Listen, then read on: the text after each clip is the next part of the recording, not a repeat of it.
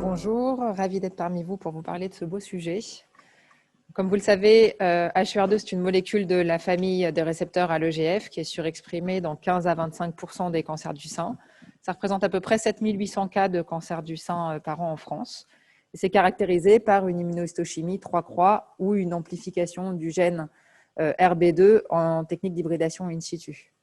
Donc ça, c'est vraiment une maladie pour laquelle on a une belle histoire, si on peut dire, puisque c'est un facteur pronostic péjoratif identifié depuis la fin des années 80, dont le pronostic a été révolutionné par l'avènement des thérapies ciblées anti-HER2.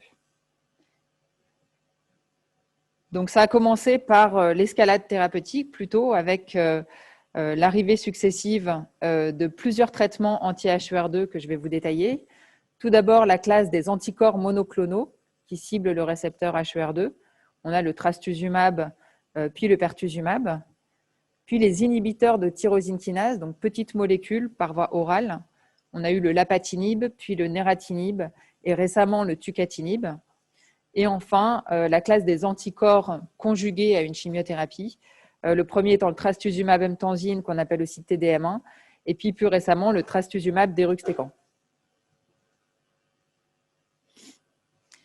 Donc, pour mémoire, les progrès ont commencé par l'avènement du trastuzumab en association avec la chimiothérapie pour les cancers du sein métastatique.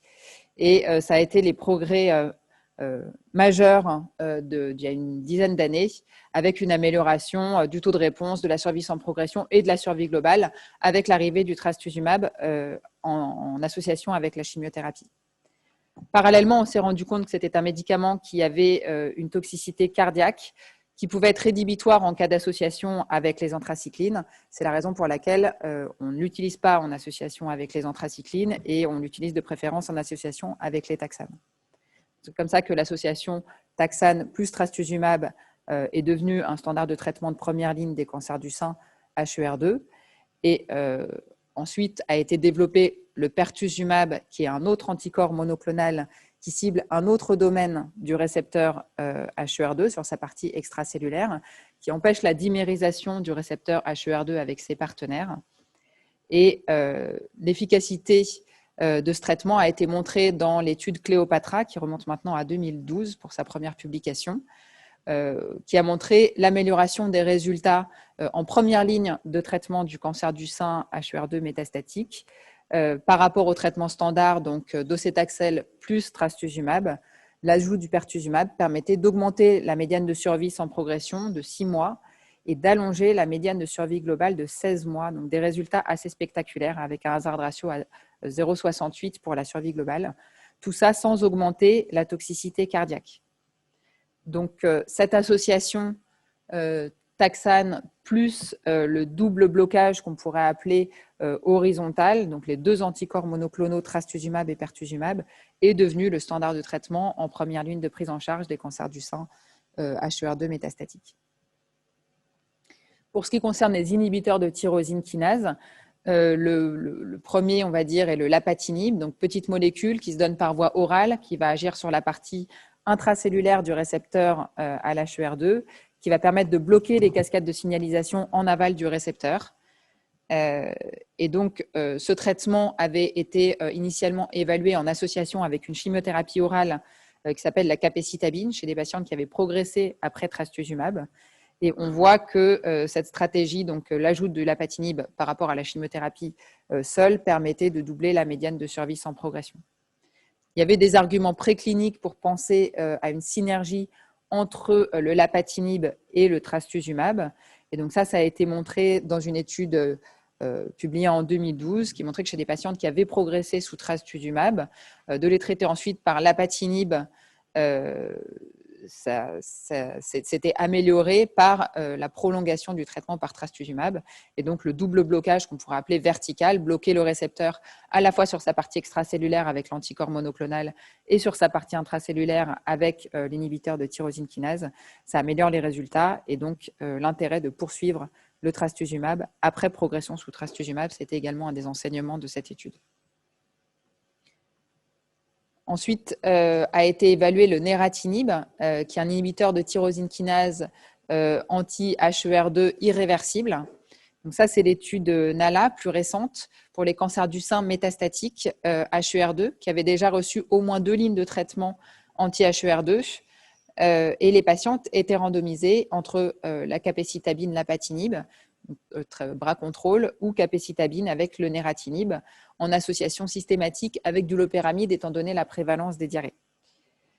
Donc, l'étude a montré une amélioration de la survie sans progression, avec un hazard ratio à 0,76, et vous voyez à 1 an, par exemple, la survie sans progression qui passait de 15% avec la combinaison capecitabine-lapatinib à 29% avec le capecitabine-nératinib. Et enfin, plus récemment, dernier inhibiteur de tyrosine kinase, c'est le tucatinib, qui est un inhibiteur de tyrosine kinase pouvant être dit de 3e génération, qui est très sélectif de HER2 et qui, lui, a une faible inhibition d'EGFR, qui était un peu une des problématiques des précédents inhibiteurs de tyrosine kinase, puisque c'est une des raisons pour lesquelles les patientes présentent des diarrhées. Donc, on pouvait espérer augmenter l'index thérapeutique avec ce médicament-là. Et donc, ce médicament a été évalué dans une étude randomisée, dont le bras contrôle était un bras avec une trithérapie, donc trastuzumab, capecitabine, lapatinib versus capecitabine, trastuzumab, tucatinib. Donc, c'était chez des patientes qui étaient pré-traitées, lourdement pré-traitées en fait par trastuzumab, pertuzumab et TDM1. Et ce qui est intéressant dans cette étude, c'est que près de la moitié des patientes présentaient des métastases cérébrales, 46% plus exactement. Et on voit une amélioration significative de la médiane de survie sans progression et de la survie sans progression dans cette étude avec le tucatinib, avec un hazard ratio à 0,54. Et en particulier dans la population, sur la courbe de droite, des patientes qui présentaient des métastases cérébrales à l'inclusion, on voit une survie sans progression à 1 an qui est de 0% dans le bras avec le lapatinib et qui passe à 25% dans le bras avec tucatinib. Donc, c'est extrêmement encourageant. Et vous voyez au niveau de la survie globale, une médiane qui passait de 17 mois à 22 mois, avec 27% de patientes vivantes à 2 ans dans le bras contrôle et près de 45% dans le bras tucatinib. Donc ça a été récemment publié et c'est une des grandes avancées pour lesquelles on attend de pouvoir utiliser le traitement rapidement.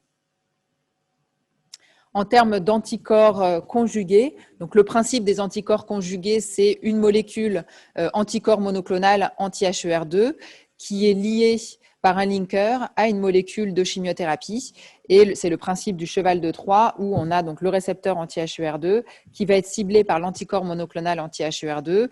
Le complexe va être internalisé et va pouvoir permettre de libérer la chimiothérapie directement en intracellulaire. Donc, dans le cas du trastuzumab emtansine, qu'on appelle aussi TDM1, la molécule de chimiothérapie utilisée, c'est un poison du fuseau. Et le concept d'utiliser ces anticorps conjugués, c'est d'augmenter l'index thérapeutique, donc de pouvoir délivrer plus de chimiothérapie de façon très ciblée et diminuer la toxicité systémique. Donc, cette molécule a été validée dans l'étude de phase 3 EMILIA pour des cancers du sein HER2 métastatiques qui avaient été pré-traités par taxane et par trastuzumab, et elles étaient randomisées entre un bras contrôle, donc capecitabine, lapatinib, ou l'anticorps conjugué TDM1.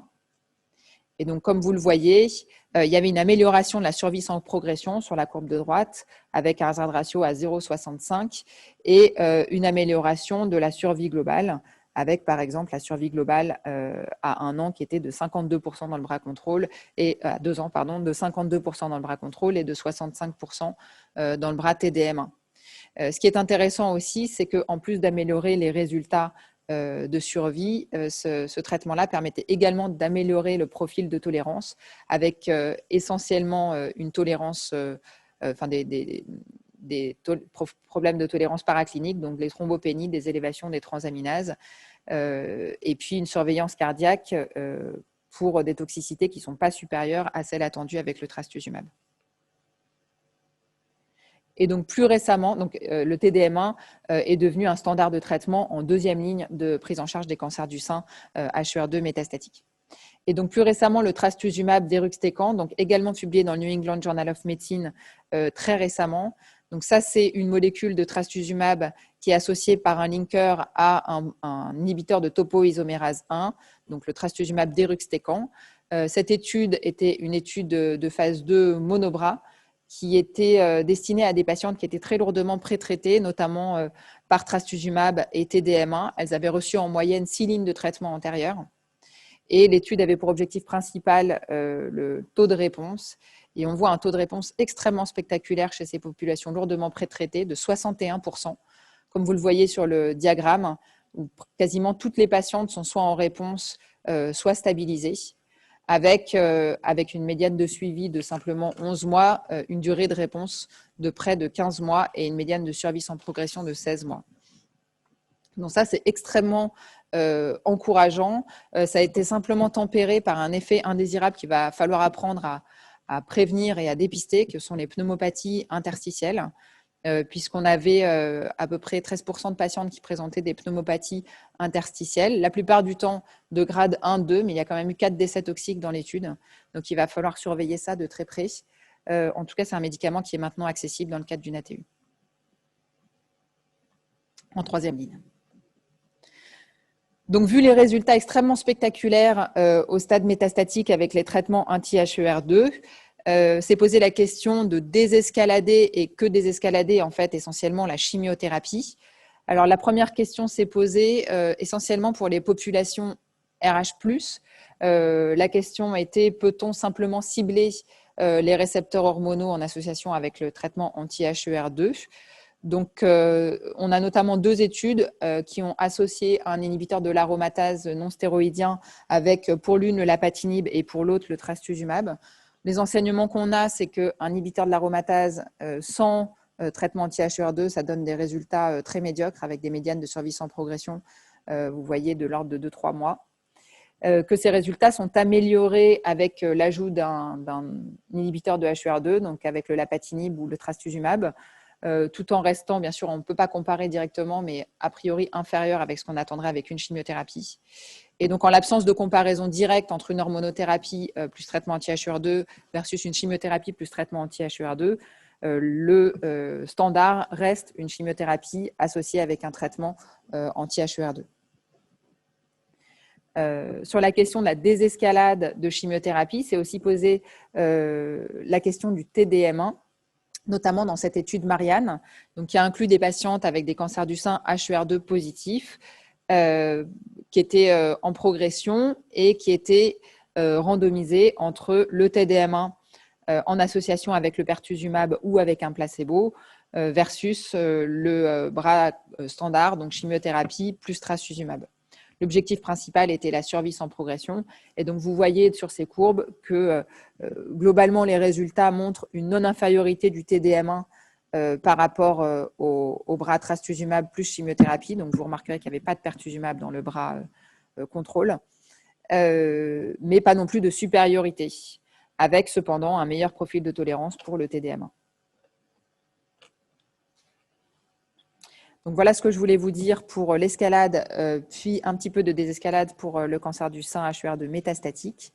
Et pour ce qui est des stades précoces, donc je vous rappelle les études pivot du trastuzumab en adjuvant dans les cancers du sein HER2 de stade précoce, notamment ces 2 études qui ont été analysées de façon poolée et qui ont montré que le trastuzumab en adjuvant permettait d'améliorer de 12% la survie sans maladie à 3 ans et diminuer le risque de décès de 37%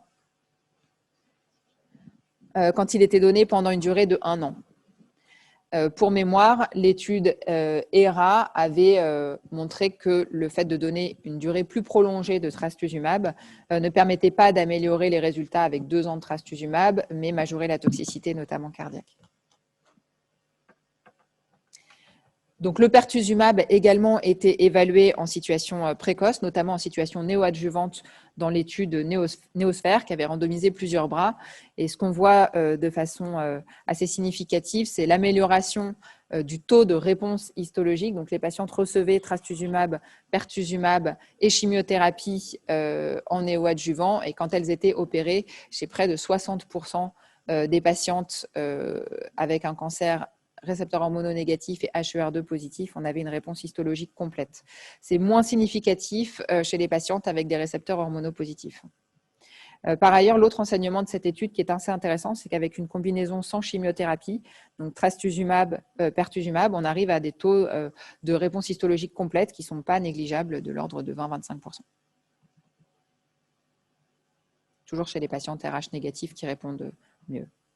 Donc, le pertuzumab a également été évalué en situation adjuvante. Ça, c'est l'étude Affinity. Donc, c'est des patientes qui étaient opérées et qui étaient ensuite randomisées entre chimiothérapie plus trastuzumab et placebo ou chimiothérapie plus trastuzumab, pertuzumab.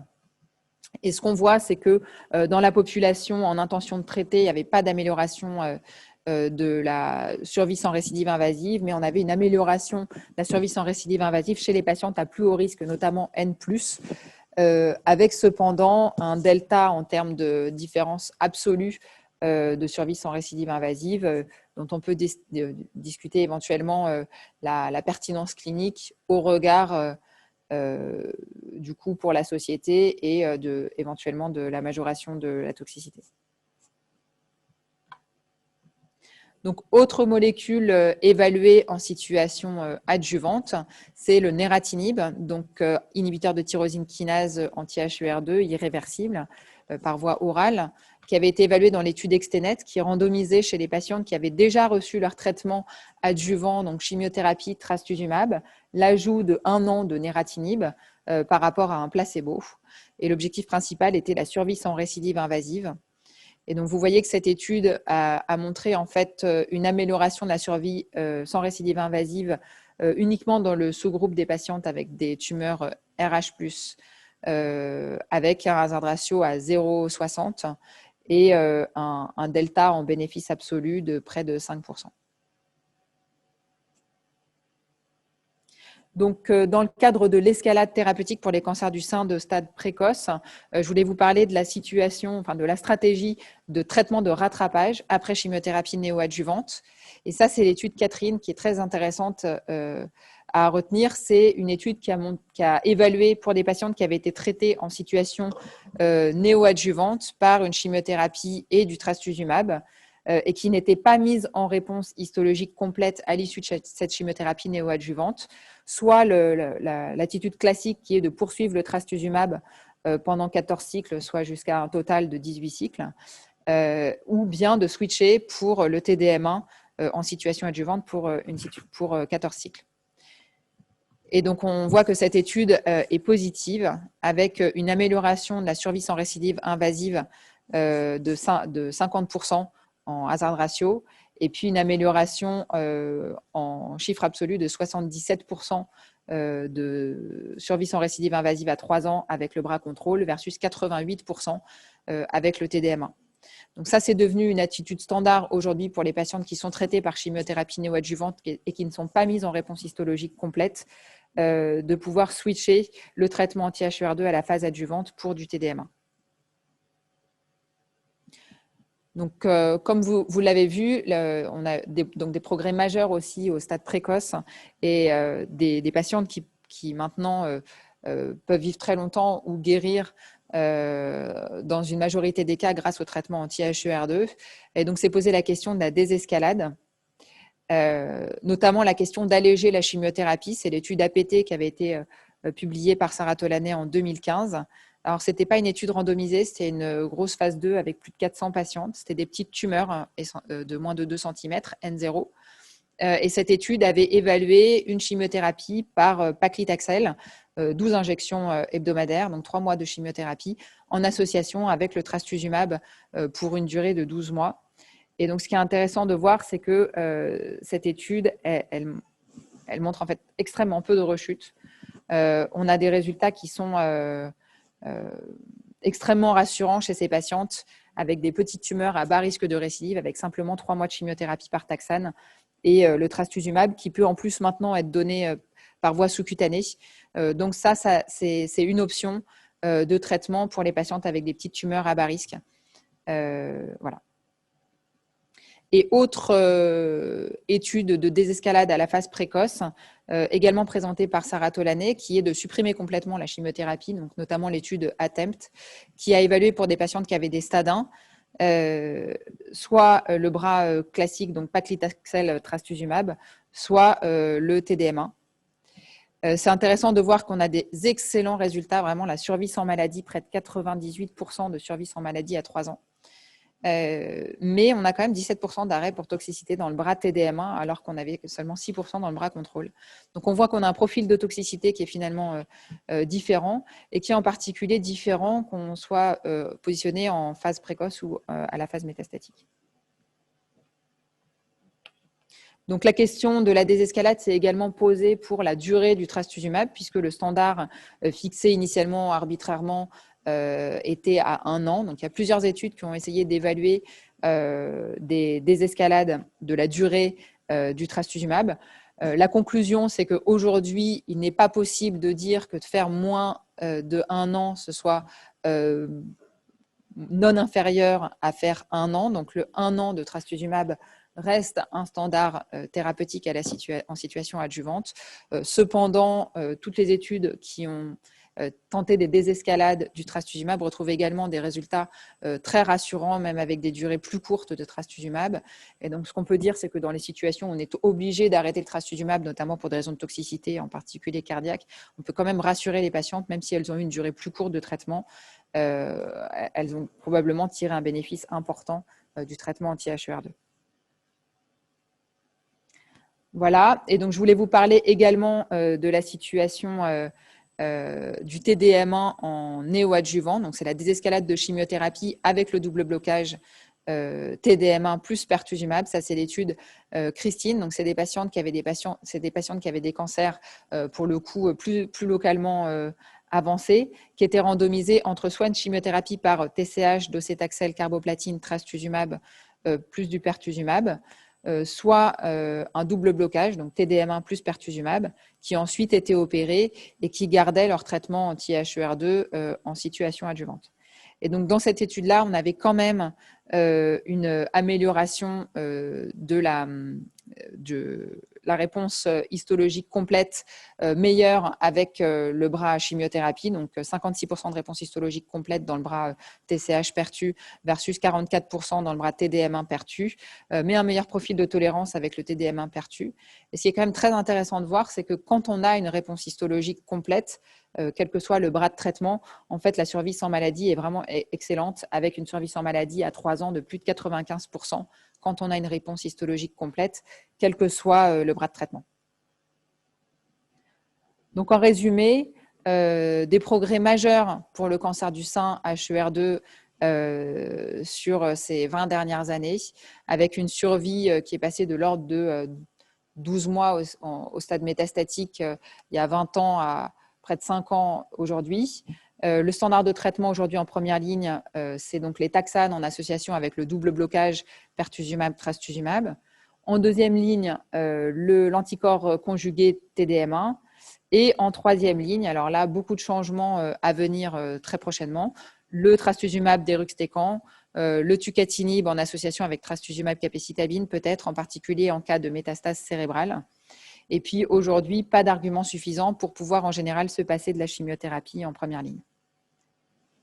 Au stade précoce, donc le traitement de référence reste le trastuzumab pour une durée de 1 an.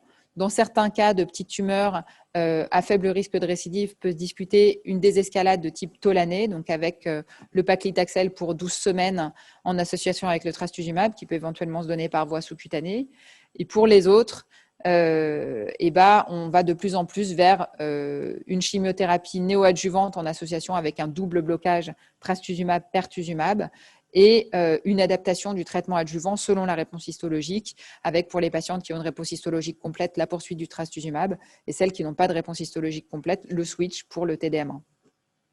Donc, on a un intérêt dans les études probablement pour certains cas de patientes à haut risque de rechute du pertuzumab en adjuvant et du nératinib à l'issue du traitement adjuvant, mais aujourd'hui pas de remboursement en France dans ces deux indications. Je vous remercie de votre attention.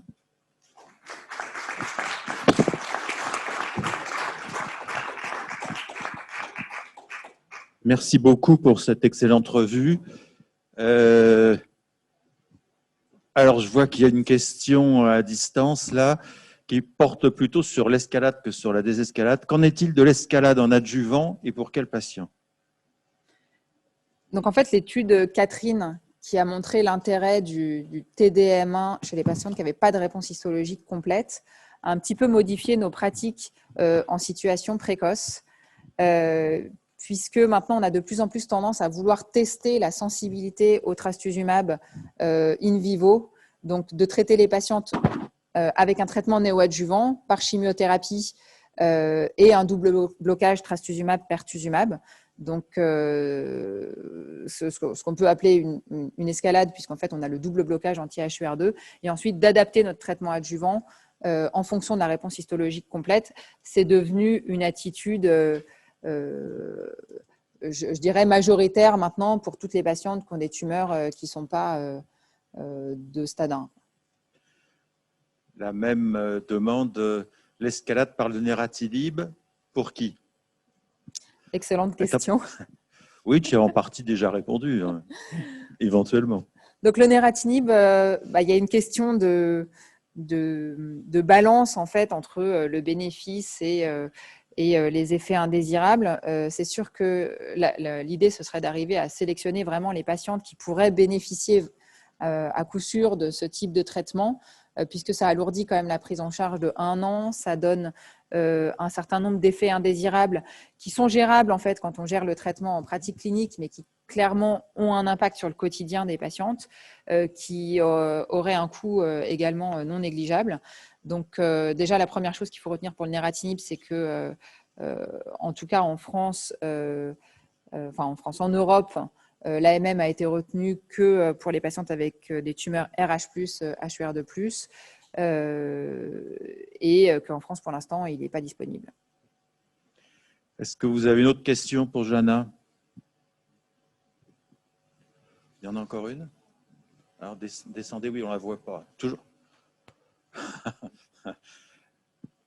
Bon, ça va être ta dernière question, alors. Merci pour cette belle question. Est-ce que tu laisses le choix aussi aux patientes? Bien entendu, en fait, les traitements sont discutés en réunion de concertation pluridisciplinaire et la décision finale est prise en consultation en face à face et en colloque singulier entre l'oncologue et sa patiente. Donc, on expose toujours les avantages, les risques et les inconvénients du traitement à la patiente. La particularité quand même de la prise en charge des cancers du sein HER2+, c'est qu'on a vraiment une amélioration extrêmement significative des résultats, que ce soit en termes de guérison ou de prolongation de l'espérance de vie, avec une toxicité qui est en général quand même gérable au quotidien. Bien sûr, à discuter au cas par cas, mais c'est vrai qu'on est dans une situation où on a vraiment gagné beaucoup ces dernières années, donc les patientes en général suivent nos recommandations. Et je pense qu'on n'a pas trop envie de perdre. Merci beaucoup à toi. Merci.